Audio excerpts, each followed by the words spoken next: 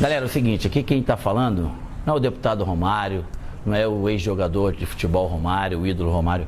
Aqui quem está falando é o brasileiro Romário. Eu quero começar essa minha fala aqui, primeiro, parabenizando o povo brasileiro por essas manifestações feitas ontem, hoje, e eu acredito que elas continuarão. Eu acredito também que a partir de ontem, com esse manifesto, com essas atitudes do nosso povo, os nossos governantes têm que entender definitivamente, a partir de agora, que os dias de falcatruas, sacanagens, roubos, desonestidade e principalmente falta de respeito com o nosso povo, acabou isso. A política do Brasil, ela definitivamente, ela tem que servir para fazer o bem. E com todo respeito, o que a gente vê aí está longe de ser o bem.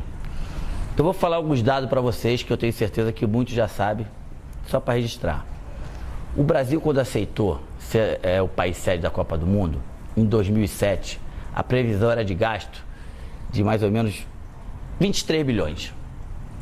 Nós estamos em 2013, essa previsão já está em 28 e nós não podemos esquecer que a Copa do Mundo ainda falta 1 ano e alguns meses.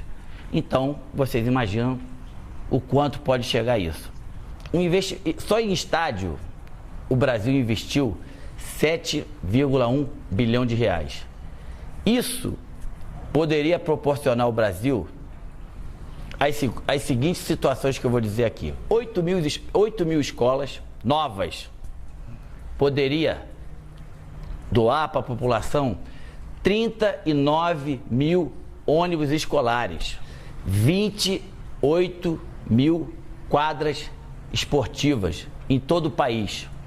O dinheiro que foi gasto no Mané Garrincha, se vocês querem saber, poderiam ser construídas 150 mil casas populares para as pessoas de baixa renda, de média renda, para as pessoas que não têm renda. Mas não. Vamos lá e colocamos quase 1,5 bilhão no estádio, aonde que ficou bonito, ficou lindo, prático, não muito. E detalhe, daqui a um ano, esses estádios que foram construídos foram para a Copa das Confederações. Aí depois da Copa das Confederações, vão ter que ser refeito algumas coisas que não deram certo e coisas novas para a Copa do Mundo. Que quem determina isso é o verdadeiro presidente da FIFA hoje, que se chama, é o verdadeiro presidente do país hoje, que se chama FIFA. Que a FIFA chega aqui no nosso país, monta um estado dentro do nosso estado e é isso aí.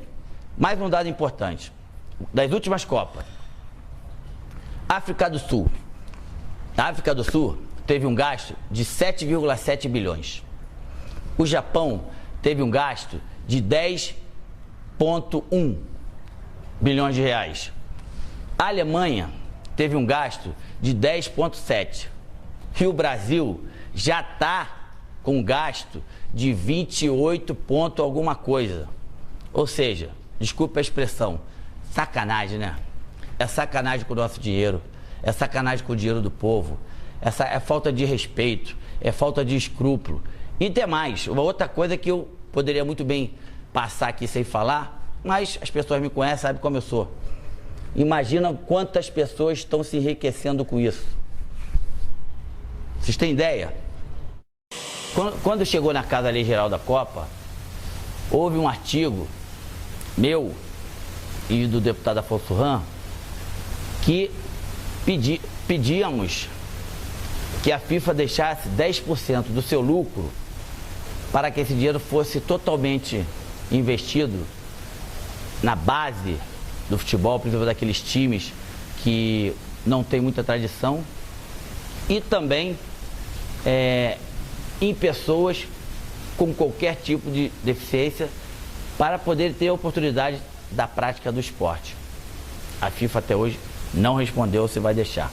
Uma outra coisa, ano passado, a comissão que existe na casa, a Frente Parlamentar em Defesa da Pessoa com Deficiência, teve quase todos nós deputados no Rio de Janeiro, E a CBF, através do presidente da época, e o COL, através do Ronaldo na época, prometeram que essas pessoas com deficiência de baixa renda teriam 32 mil ingressos para a Copa do Mundo.